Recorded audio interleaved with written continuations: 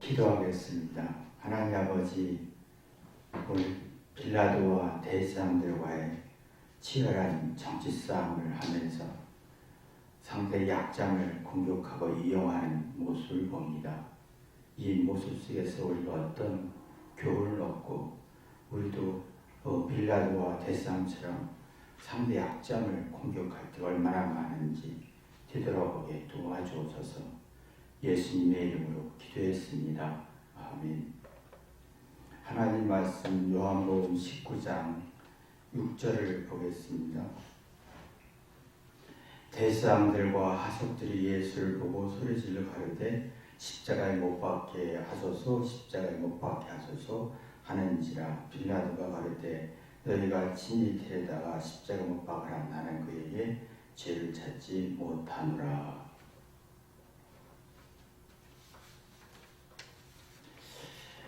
왜 유대인들은 예수님을 죽이라고 하고 또 빌라도는 예수님이 죄가 없다고 이렇게 공포하는 것을 보면 그 많은 이유가 있습니다. 유대인들은 예수님이 죽어야 했어요. 왜냐하면 자기들의 정치적인 어떤 권력과 특권에 방해가 되기 때문에 예수님을 죽여야 했던 입장이고요. 또 빌라도는 그 유대인들이 정치적 권력이 약해지게 하기 위해서 예수님을 죽이면 안 되는 입장이었어요. 그래서 빌라도나 유대인들이 서로 약점을 공격하고 이용하는 모습을 보지요. 약점이라는 건요, 누구나 다 있잖아요. 약점은 부족하거나 불완전한 것이나 자신에게 이제 허점, 자신에게 부족한 점, 자신에게 어떤 해롭게 하는 것들, 이런 것들은 상당히 두렵고 불안하고 부정적이고 공포심을 심어줘서 심리적 불안과 정신을 나약하게 합니다. 그래서 사람이 누가 내 약점을 알거나 문제점을 알면 굉장히 예민해지는 이유가 여기 있습니다.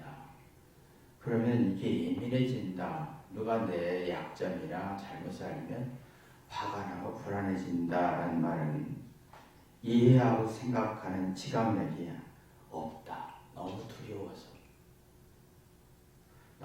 두려워서 불안해서 내가 이 불안과 두려움, 잘못에 의한 두려움과 불안이 이 부정적인 성질이 내 마음의 80, 90%를 장악하기 때문에 이게 참 싫은 거예요.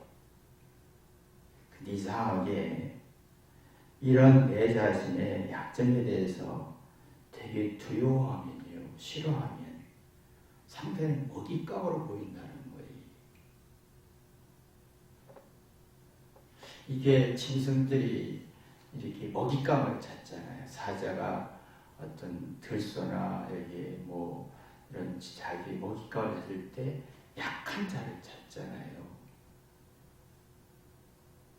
그래서 사람들이 굉장히 불안과 두려움을 감추려고 또 억압을 하는 거예요. 그래서 이게 상대의 약점을 찾아서 치우려고 하다 보면 이게 사람들의 마음속에 두렵고 불안하고 공포심이 너무 강해서 자기 안에 어두운 성질의 80, 90%가 내 안에 머물러 있다는 거예요. 내가 내 어두움과 부정적인 불안한 걸 지배하고 감당하고 다스릴 힘이 없는 상태는 나는 내가 나를 지키는 것 같지만 상대는 내게 먹잇감이 돼서 부정적으로 공격하고 싶은 욕구가 생기는 거예요. 근데 사랑이 있으면 이게 참 차이가 나는 게, 사랑이 있으면 자신의 약점과 단점을 회개합니다. 그러면 그 회개하다 보면 자기의 단점과 약점에서 오는 두려움과 공포와 불안한 것이 한 40~50% 떨어집니다. 그러면 내가 감당할 힘이 생기게 돼요. 두려움을. 그러면 생각하게 되고 단점을 보완하고 싶고 개선하고 싶은, 그러다 보면 상대가 함부로 못하게 되는 거지요. 이에 자녀, 불안하면 상대, 자녀든 남편이든 내가 약점에 대해서 굉장히 예민하고 자존심으로 방어하려고 하면 그걸 이용하는 게 천재적입니다. 모든 사람이 그래요. 남편도 그렇고 아내도 그렇고 또 부부도 그렇고 자녀도 그렇고 내 며느리도 사위도 그렇고 똑같이 내 약점을 감추려고 자존심이 강한 사람은 상대가 볼 때는 먹잇감인 거예요.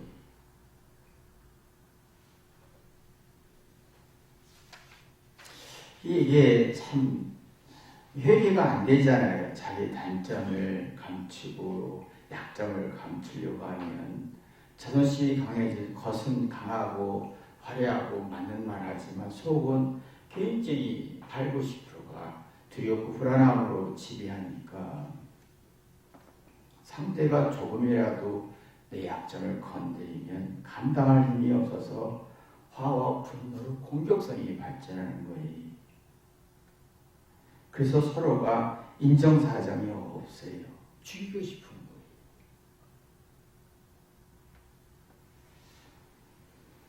자, 그러니까 이게 보면 사자가 자기가 턱과 입과 발이 굉장히 강하지요.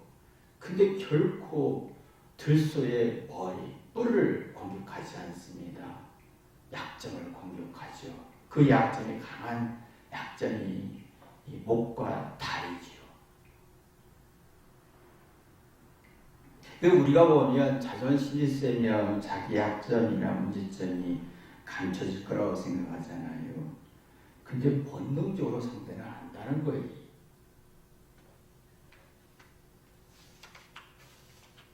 지금 그래서 세상의 젊은 청년들이나 학생들이나 세상에서 살려고 경쟁하게 되잖아요. 그래서 우월한 능력과 어떤 지식과 힘을 키우려고 교육도 받고 목적을 두고 있어요.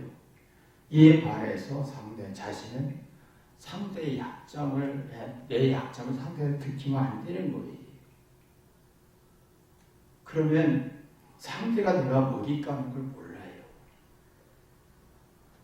자존심은 센데 그래서 서로가 인정사정 없이 부모를 공격하고 아내를 공격하고 남편을 공격하고 서로가 공격하게 되는 거예요. 인정사정이 없어요. 옛날에는 그래도 내가 형인데 내가 부모인데 내가 남편인데 아내인데 라고 해서 인정사정이 있었어요. 그나마. 지금은 인정사정이 없어요. 인정이란 말은 상대의 사정이나 사연이나 이유나 원인을 이해하는 거지요. 그러면 그 원인을 이해하다 보면 사정을 이해하다 보면 따뜻한 마음이 나와서 사랑과 행복과 정과 미안함이 있지요. 사정은 뭡니까? 상대의 어떤 이유와 원인을 이해할 때 도움이 되고 싶은 거예요. 인간미가 있었습니다. 근데 지금은 이 인정사정이 없고 인간미가 없어요. 자신의 잘못과 부족함을 작게 보이고 상대의 어떤 부족한 거, 나쁜 거 크게 보이고 나는 좋은 면이 크게 보이고 상대가 작아 보이고 서로 유대인과 바리새인들이 인정사정 없이 공격하듯이 그러다 보면 겉은 화려하고 뭔가 내가 감추는 것이 많은 것 같고 감추는 것 같지만 행복과 사랑과 정과 미안함과 이게 없어지는 거예요. 그 삶이 퍽퍽해지고 사나워지지요. 빌라도와 유대인들이 서로가 이 약점을 공격하기 시작합니다. 그러니까 이게 우리 마음속에 왜 이렇게 사람 인정사정 없이 상대를 공격하나 보면 왜 상대를 이렇게 공격할까 보면 지금은 살아가는 데 있어서 경쟁 시대잖아요. 자존심 시대고. 그러면 자기의 약점을 감춰야 되잖아요. 약점을 감추고 장점을 드러내는 시대잖아요. 근데 문제는 내 안에 약점을 감추다 보면 약점에 대한 두려움이 8, 90% 높아간다는 거예요. 그럼 내가 두려움을 지배할 힘이 없는 거예요. 그리고 공격하게 되는 거예요. 약점을 공격하게 될 수밖에 없어요. 그러면 그 약점을 공격받기가 싫으니까 아무도 없이 혼자 외롭게 지는 게 편한 거예요. 근데 자신의 잘못과 부족함과 약점을 열등한 것을 사람으로 얘기하다 보면 그 두렵고 부정적인 성질이 40, 50%로 떨어지면서 내가 지배할 수 있죠. 그럼 자기 단점과 약점이 치유로 발전하게 되는 거예요.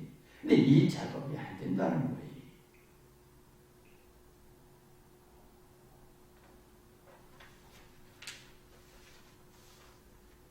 이게 차이점인데, 그러면 약점이 나쁜 거냐? 아니에요. 우리가 수없이 발전과 성숙하는 과정에는 잘못을 반복합니다. 약점이 계속 드러납니다. 그럼 그 약점을 사랑으로 얘기하다 보면 뭔가 행복과 사랑과 실수가 성숙을 하고 발전으로 가고 사랑과 행복으로 발전하는 건데 이 기능이 죽었다는 거예요. 그러니까 지금은 다들 그냥 인정사정 없이 상대의 잘못을 부각시키는 아주 공격성이 엄청나게 발전했습니다. 그러니까 지금 어떤 일을 해도 잘못이 계속 반복되잖아요.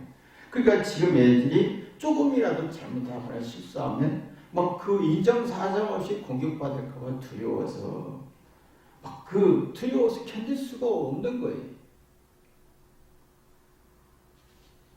어렸을 때부터 이게 참 저는 계속 제 개척하면서부터 그 얘기를 한 이유가 제가 지난이나 은성이를 잘못 키웠던 것이 많아서 0살부터 3살까지는 적어도 사랑으로 키워야 된다는 얘기를 끝없이 했던 것 같아요.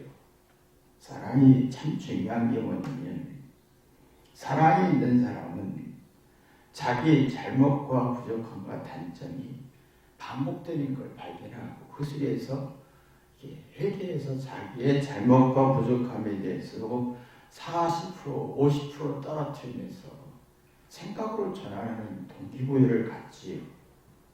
그런 어렸을 때 사랑이 뭐냐 할 때 아이는 99% 잘못해요. 울기도 하고 징징거리기도 하고. 근데 이 아이들의 마음속에 잘못이란 말에 잘못했을 때 바로 생각으로 전환하는 걸 봐요. 애기들이요 잘못한 거 알아요 본인이. 그 자각 지각 능력이 발전하지요. 근데 그때 실수와 잘못을 약점이 있을 때 애들이 굉장히 불안하면 생각으로 발전해요. 그때 부모가 기다려줘야 되는데 스스로 극복하고 스스로 생각하고 스스로 지각하게 하고 자각하게 해줘야 되는데 이상하게 우리는 잘못이라는 공포가 넌 잘못하면 안 돼 라고 하는 압박을 주는 거니. 넌 잘해야 돼. 그래서 사랑을 못 느껴요. 그럼 끝없이 잘못하고 약점이 발견되고 부각되는 삶인데 이것들이 다 하나하나 고통인 거예요. 난 잘해야 돼 라고. 난 잘해야 돼 라고 하다 보면 강박증이 생기죠. 나는 잘해야 돼 라는 강박증이 잘해요. 정말 잘해요. 근데 문제는 잘하는 대신에 자격심이 생긴다는 거예요. 이게 문제인 거예요. 왜 잘하는데 자격심이 생긴다는 거예요. 자기가 생각하고 판단하는 게 뭔가 불완전한 거예요. 뭔가 내가 한 게 똑똑하고 우월한데 뭔가 자기가 생각한 게 부족하고 잘못이라는 두려움이 더 발전하는 거예요. 그런 약점에 대한 공포감을 또 생겨서 또 내가 잘해야 될 압박을 받는 거지. 그러면 정신적으로 약해지고 심리적으로 위축되는 현상이 생깁니다. 그러면 사고의 악순환이 되는 거예요. 그건 대화 때 보면 부부의 대화도 봐도 그렇고 부모와 자녀의 대화도 그렇고 친구와 대화도 그렇고 상대의 약점을 건드리고 싶잖아요. 본능적으로 나와요. 지금은 대화 속에서 아이는 부모에게 약점을 막 건드리고 잘못을 건드리고 부모의 대화도 끝없이 상대의 약점과 잘못을 계속 건드리면서 인정사정이 없어요. 그러면 정신적 고통을 받게 되고 아무리 똑똑하고 우월해도 뭔가 똑똑하고 우월한데 맞는 말 하는데 자존심이 생기니까 점점 정신적으로 나약해지고 외상후 스트레스 호르몬 같이 작은 어떤 일이 있어도 작은 공격 받아도 뭐 사고 장애가 생기는 거예요.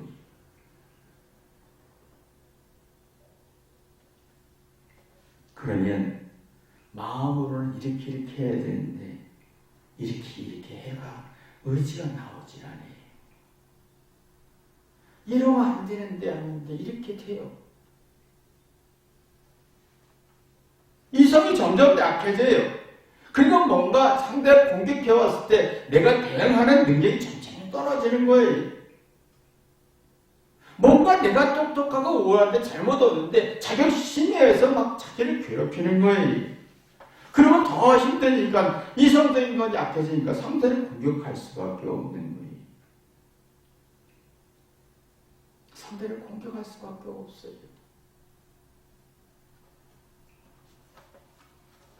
상대를 공격해서 자기 이익을 취할 수밖에 없어요. 그러니까 자꾸 사람들이 이 어렸을 때 이게 잘못됐으면 그때 엄마가 그랬잖아. 그때 엄마가 그랬잖아. 그 목적이 뭐예요? 엄마를 공격하고 엄마를 지배해서 자기 이익을 취하려고 하는 거예요.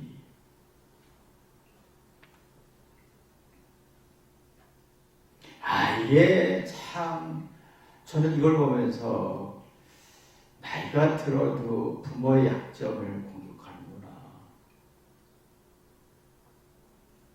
여러분이요, 실험할 때 그 이만기 씨, 그분들이 대화 속에서 들었어요. 이게 강호동이 같다. 강호동 씨가 이렇게 이만기 씨를 이렇게 흔들어 본대요. 약점을 발견한대요. 그러면 이제 이만기 씨가 요게 나를 건드려, 약점을 건드려, 그때 지면 안 된다는 거예요. 근데 이놈이 하다 보면 진다는 거예요. 약점을 건드려? 내가 선배인데 어린 놈이 끝나는 거예요. 근데 그에서 정신이 차려서 얘가 내 약점을 건드리는데 할 때 받아들이고 인정하다 보면 그 약점을 지배하려고 할 때 역용할 수 있는 전술이 나와야 된다는 거지. 그러면 내 잘못과 열등감에 의해서 오는 두려움을 사랑으로 해결할 수 있는 힘이 있느냐는 거예요. 사랑으로 해결할 수 있겠느냐. 그러면 상대가 약점을 공격해 올 때 내가 정신적으로 이성적으로 강해져서 그 약점을 공격할 때 역용할 수 있는 깨달음, 지각하는 능력, 생명의 기운이 있는 거지. 근데 우리 이게 없어요. 저것이 나를 엄마한테, 형한테, 부모한테 화만 낼 뿐이지 전술이 없잖아요.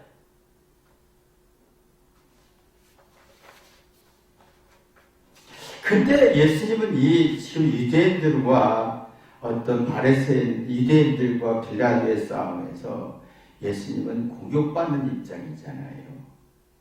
그 두 집단의 세력 속에서 로마와 유대의 싸움 속에서 예수님 천대와 무시와 공격받고 무시받는 첫째예요.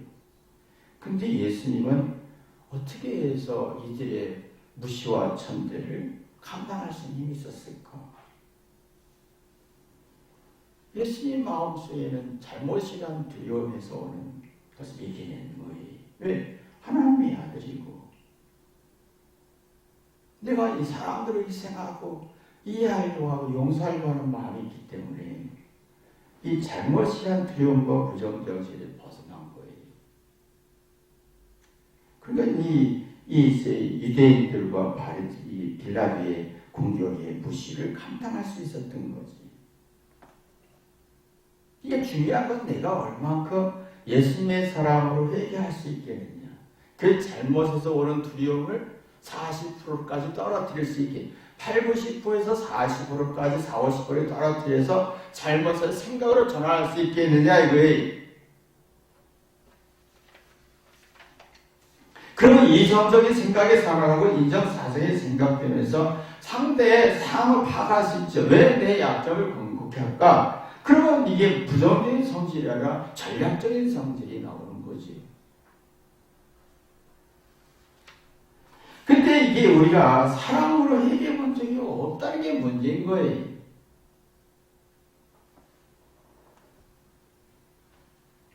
이게 우리가 모든 삶에서도 아기 때 잘못을 통해서 사랑을 느끼는 사람이 있어요. 근데 지금은 다들 잘하고 예쁘고 똑똑하고 매력 속의 사랑을 느끼려고 하잖아요. 이게 얼마나 악한지 몰라요.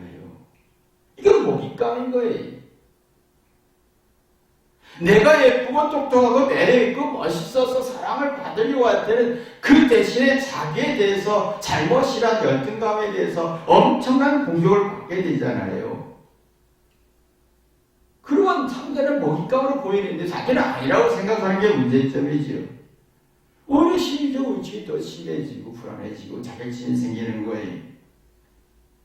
그러면 이런 사람들은요, 특징이 있어요. 상대를 공격 들어오죠.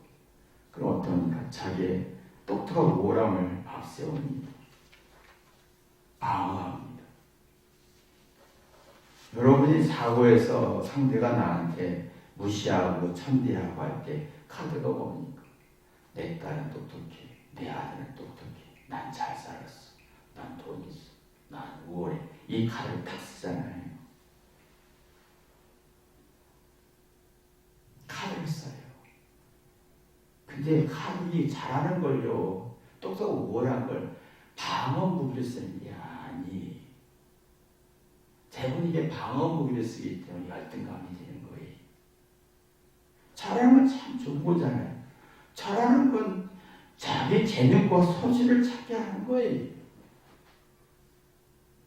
근데 이 잘하는 것 가지고 우월함 가지고 자기 재능과 소질을 찾아야 되는데 이 무기를 가지고 좋은 무기 가지고 자존심을 지키는 데 속으로 쓰면 결국은 뭐냐면 자기 재능과 소질을 찾지 못하잖아요. 그러면 뭐예요? 뭔가 불안한 거예요. 자격심 같은 게 열등감이 만들어지는 거예요. 왜 열등감으로 발전시키냐? 잘하는 것이 왜 열등감으로 가게 하느냐는 거예요. 이게 카드를 쓰는 게 있어요. 자기가 마음이 불안하면 상대를 공격하고 약점을 공격하잖아요. 자격지심이 생겨요. 그 대신에 또 상대가 공격하면 내가 그 우월한 카드를 써요. 난 예뻐, 난 잘했어, 맞아. 난 똑똑해, 라고 앞세요. 이게 열등감이 뿌린 거예요. 이 잘하는 것 가지고 회계에서 자기 재능과 소질을 찾는데 도구를 써야 되는데 이 도구가 자존심 도구로 쓴다면 열등감으로 발전하는 거예요. 정신적으로 불안해지고 심리적으로 안정감 못 찾고 자격지심이 발전하는 거예요. 독선제가 나오는 거예요. 자기가 맞다는 주장만 하면 독선이 나오는 거예요. 이 독선이 왜 나오느냐? 자기 재능을 우월한 지식 가지고 자기의 소질과 재능을 찾지 못했기 때문에 독선이 주장되는 거예요. 그건 자긍심이 떨어지잖아요. 그건 참 비련해요. 유대인들과 바리새인들이 유대인들과 빌라도와 유대인들이 정치적 싸움에서 치열하게 싸우잖아요. 서로 약점을 공격하고 이제 자존심의 가운데 이제 점점 기싸움이 되는 거예요. 그러다 보면 열등감에서 서로가 막 자존심의 열등감에 막 치열한 목숨을 걸고 싸우는 거예요.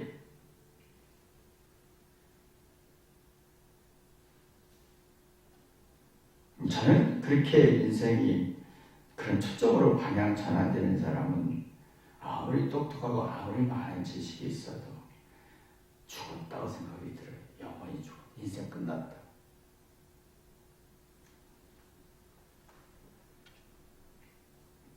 근데 예수님은 이 정치적 약점 싸움, 진흙탕 싸움에서 관여하지 않아요. 근데 이상하게 우리는 이 자존심 기싸움에서 이상하게 내가 거기 휘말리잖아요. 그래서 이상하게 휘말려요. 왜 휘말릴까 이게? 이 자녀가 나한테 자존심 기싸움을 들어오고 약점자 공익을 난 그것도 휘말리는 거예요. 자녀에게 휘말리지 말아야 되는데 휘말려요. 부모 대화도 휘말려요. 친구 대화도 휘말려요.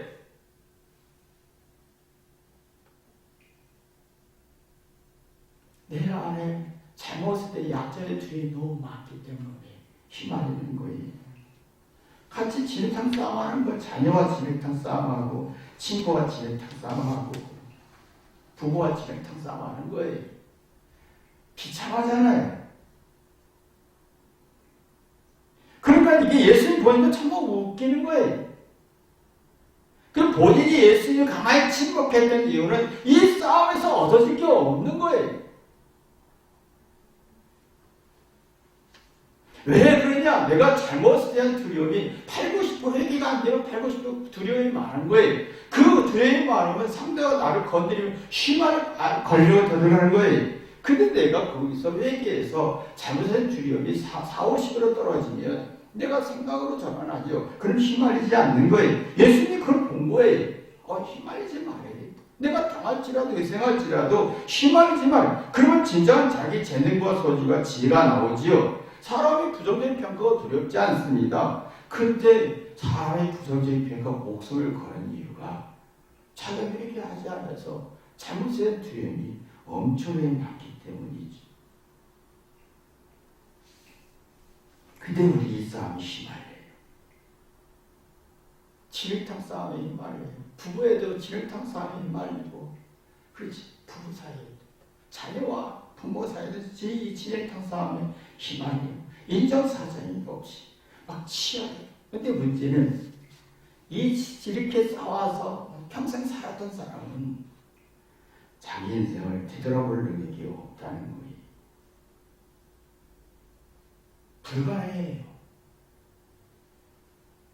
계속 죽기까지 싸워요. 죽기까지. 죽어도 싸워요. 늙고 아무 의식이 없어. 네가 그럴 수 있냐 저럴 수 있냐 끝까지 싸워요.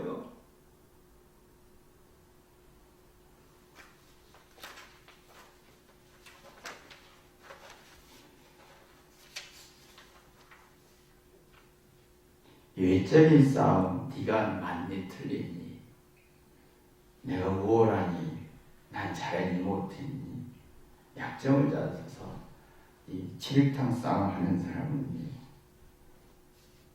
이 불안한 것은 마음이 불안해하고 마음에 80, 90%의 부정적인 성질이 강하니까 이 마음에서 내면에서 만족할 능력이 없잖아요. 그러면 외적인 만족에서 얻고 싶죠. 내가 옳다고 우월하지, 내가 맞는 말했지. 나이가 들수록 그것이 맞고 틀리면 아무 의미 없는데 거기 인생을 소비해요. 진흙탕 싸움에 들어가는 거예요. 참 안타까워요. 이 인생인가? 이렇게 살아서 뭘 얻는 건가? 참 이게 사람들의 마음속에 이 진흙탕 싸움에 쑥 빠져들어가는 이유가 이게 자기의 잘못에 대한 두려움이 사람으로 회개해 본 적이 한 번도 없다는 거예요. 자기 인생을 정리해 본 적이 없는 거예요. 그럼 하나님이 왜 우리에게 약점을 줬을까? 누구나 잘하는 거 있으면 열단 것이 있고 남자와 여자에 약한 게 있고 강한 게 있지. 여자에 좋은 면이 있고 나쁜 면이 있고 약한 면이 있고 강한 면이 있고 서로가 문제는 뭐냐면 이 약점을 건드리면 안 되는 거예요. 상대의 사랑은 뭐냐면 상대의 잘못과 약점을 이해하고 거기서 내가 배우면 되는 거예요. 근데 이 세상은 그게 아니지요. 상대보다 우월해지고 이겨야 되기 때문에 정치적 싸움을 해서 내가 지배해야 되기 때문에 상대의 약점을 건드리는 거예요. 상대는 약점을 건드렸을 때는 그 불안과 두려움이 증폭이 됩니다. 이성 없이 공격이 들어옵니다. 아이가 자랄 때 그 약점과 잘못을 99% 압니다. 근데 그 속에서 그 잘못과 부족함 속에서 끝없이 사랑을 만들어내고 지혜를 만들어내고 깨닫고 자각하고 능력을 만들 때 그것을 만들어줄 수 있는 동기가 있어야 되는데 우리는 아기 때부터 부모님들이 넌 잘해야 돼, 넌 똑똑해야 돼, 너는 우월해야 돼, 영어도 잘하고 수학도 잘해야 되고 머리가 아이가 천재가 되어야 돼. 이 압박 속에서 하니 약점을 공포를 느끼는 거예요. 그럼 자랄 때부터 마음속에 약점에 대한 공포가 80~90% 맞잖아요. 난 잘해야 되는 강박증이 걸리는 거예요. 그리고 자녀들은 아버지, 엄마에 대해서 사랑을 느껴본 적이 없는 거예요. 부모 대화 속에서 서로 사랑을 느껴본 적이 없는 거예요. 서로가 다 다릅니다. 이상하게 우리 본능적으로 짜장집 가면 짜장면 누가 시키면 난 짬뽕 먹고 싶고 누가 짬뽕 시키면 나는 짜장이 먹고 싶은 이상하게 이세 반대의 성질이 있잖아요. 그건 똑같습니다. 왜 하나님이 그 두 성질을 줬을까? 서로 다른 성질을 줬을까? 하나의 약점과 단점은 서로 공격하라는 게 아니라 서로 인정하라는 거예요. 보세요. 서로 다른 생각을 존중하다 보면 새로운 혁신적 아이디어가 우러나는 거예요. 근데 그 기능을 파괴시키는 게 약점을 공격하는 거예요. 그러니까 아이들의 마음속에 끝없이 공부를 잘하고 100점을 맞아도 혁신적 아이디어가 약하니까 조금만 어려워도 격기를 하고 분노하고 정신적으로 멘붕이 되는 현상이 생기는 거잖아요. 이게 참 위험한 현실이죠. 그러면 아이들의 마음속에 잘하는 것만 앞세우면 혁신적인 새로운 아이디어와 생각과 창의적인 아이디어가 없다 보면 잘한 걸 주장해. 난 열등하지 않다. 이게 얼마나 문제냐면 난 잘했다. 너 못했지. 나는 우월하고 너 똑똑하지. 너는 열등하지. 너는 부족하지. 라고 주장하게 되면 자존심이 강할수록 아니라는 사고를 가져요. 나는 이렇게 되니까 내가 상대가 나한테 이렇게 해줄 거예요. 상대가 나를 긍정적으로 생각할 거예요. 상대가 나한테 이렇게 해줄 거예요. 상대가 소멸인 줄 몰라요. 상대가 나를 괴롭히는 걸 몰라요. 그러면 실망과 좌절 속에서 섭섭하다 그럴 수 있는데 다시 지혜탕 싸움이 되는 거예요. 세상이 왜 그러냐? 하나님 왜 그러냐? 그럴 수 있냐? 저럴 수 있느냐? 내가 보니까 자기가 잘못 인생을 살았으면서 결국 다 하나님과 자녀라 한결 타서 돌리는 거예요. 결국 유대인들과 빌라도의 진흙탕 싸움 속에서 예수님이 그걸 파악하고 있었던 거지. 바보같이 당했던 것은 그만큼 두려움, 내면의 두려움이 없었다는 거예요. 사랑과 희생이 있었고 이게 진리를 깨달았으니까 천하를 알게 됐죠. 이런 싸움하면 결국 망한다, 영원히 죽는 이 싸움을 안 거예요. 그의 전략적인 지혜로 예수님은 빌라도와 유대인들의 싸움에 침묵하고 있었던 거죠. 여러분의 마음속에 유대인과 빌라도가 되지 않고 예수님의 마음이 있기를 주님의 이름으로 기도합니다. 기도하겠습니다. 하나님 아버지, 빌라도와 유대인들은 상대의 약점을 공격하고 이용하고 그 결과가 무엇인가? 우리도 그렇게 살고 있습니다. 상대 약점을 공격해서 내 이익을 얻고 내 목적을 이루려고 하고 권력을 세우고 자존심을 세우려고 합니다. 그럼 이게 어떤 일이 있는가?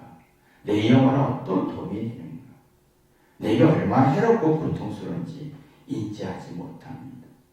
그래도 한 세월을 보내다 보면 내가 평생 진흙탕 싸움에서 한 번도 벗어날 수 없었다는 것을 발견하게 됩니다. 이 악하고 미련하고 어리석은 삶에서 벗어나게 도와주옵소서. 진짜 아름다운 싸움을 할 수 있도록 도와주옵소서. 예수님이 왜 그 싸움에 정치적 논리에, 종교적 논리에 들어가지 않았나. 그 이유를 이해할 수 있는 마음을 허락하여 주옵소서.